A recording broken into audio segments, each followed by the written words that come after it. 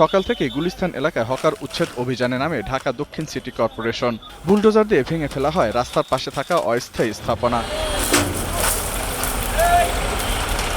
ফুটপাত দখলমুক্ত রাখতে সাধারণ মানুষের সহযোগিতা কামনা করেন সিটি কর্পোরেশনের নির্বাহী ম্যাজিস্ট্রেট। আমাদের অভিযান চলছে এবং চলবে যতদিন না পর্যন্ত আমরা পথচারীদের জন্য আমাদের ফুটপাতকে উন্মুক্ত করে দিতে পারছি। সিটি কর্পোরেশনের এই উদ্যোগকে সাধুবাদ জানিয়েছে সাধারণ মানুষ।